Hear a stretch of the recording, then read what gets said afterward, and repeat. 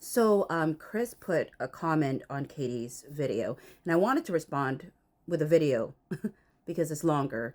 Um, so here is Chris's question. Chris asks, why keep a log like this, which I think is smart, if they didn't think a lawsuit was inevitable? And the best way to answer that question is to read their text messages to you, right? So here is contemporaneous real-time text messages to let you know why. So the first message is back in May 17th, 2024, between Jen Abel and Justin Baldoni. And she wrote, "He blocked you? Is he a 12-year-old girl? Ugh. This kind of behavior is ridiculous and part of the whole plan to keep chipping away at you because they know you will notice this kind of stuff and then likely acquiesce more to her demands.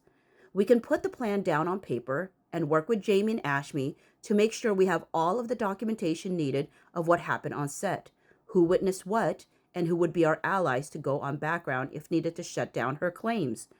And then a timeline of everything Wayfarer did to ensure it was a safe set, etc. We will get through this together." And Justin says, "Yes, thank you. Blocked me and Wayfarer." And then he says, "It's why I wanted to hire a person to help me document everything. But I can't live in that fear. Not willing to.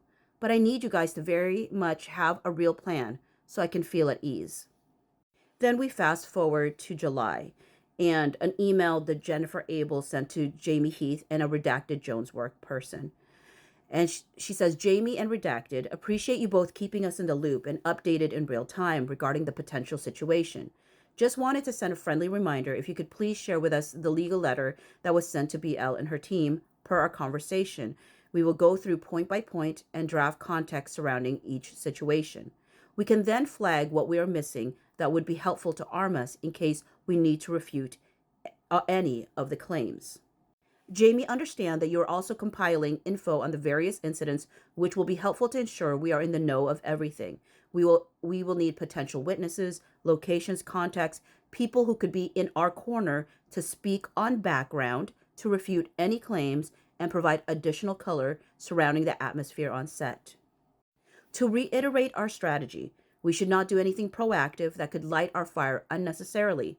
While it isn't ideal to be on the defense, due to the ambiguity and uncertainty of what could potentially be claimed, we will just need to be prescriptive in immediately refuting whatever is made public with facts, third-party sourcing on background, and if necessary, a legal response. Please also keep us posted on where conversations net out with Sony and the premiere.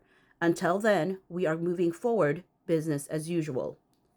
I communicated this previously, but just to arm you further in your conversations, is an easy thing to orchestrate a staggered arrival to ensure there is no crossing of paths on the carpet. Screening and JB can easily skip the after party. Here for any questions. In the meantime, we will stand by. Then on July 24, Jen Abel again sends to a redacted WME name and Jamey Heath and other redacted names and says, "Great, thanks. A quick follow here. We received the letter via the Wayfair team, so we are going through it. It's a list of her demands, not grievances, but still helpful for us to have. I'm also looping in redacted. Let's keep her copied on these comms. Thanks again."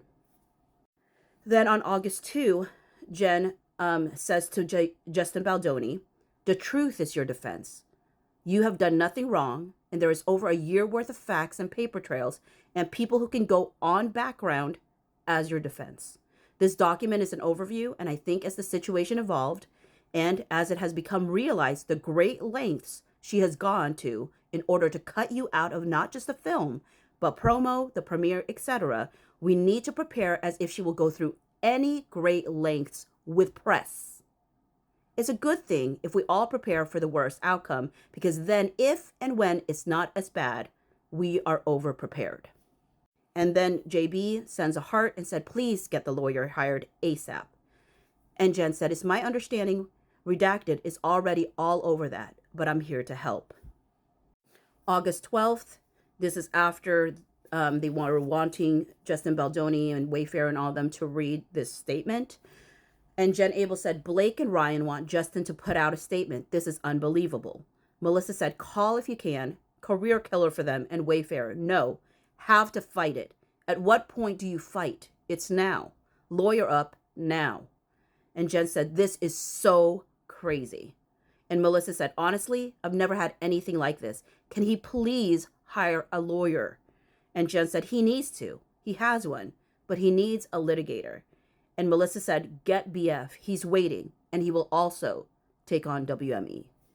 So as you can see, they documented earlier on because they were anticipating a PR war. I know you said in another response you didn't think it had anything to do with PR. It was too specific, but they've never been in a situation like this. They don't know what they need. So they put everything in there.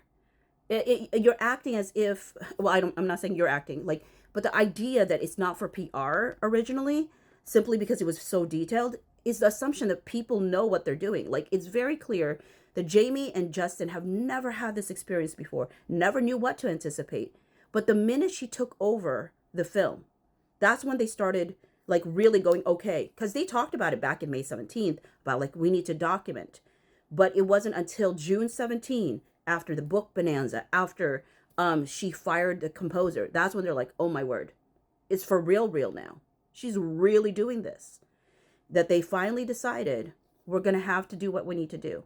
And that it means get everything documented, get ready and prepared to fight her in the press.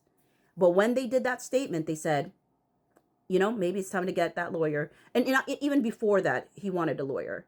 But they weren't planning to sue. I mean, they were hoping that they didn't have to get to the place where they sue her. But when, when Steve Sarowitz says in that Claire Ayub recording, right, that there was a week in August, like there was a week that we thought we might have to go to court. But like that was not their goal. But they were thinking of it from their side. They were thinking they were going to sue them. They weren't necessarily thinking they were suing, like they were going to sue the other way. They were assuming that, I think they were going to sue them, but they decided not to. That's why he's like, that's not the world I want to live in, that it has to go that route. But that's my answer. And my answer is what they said in real time.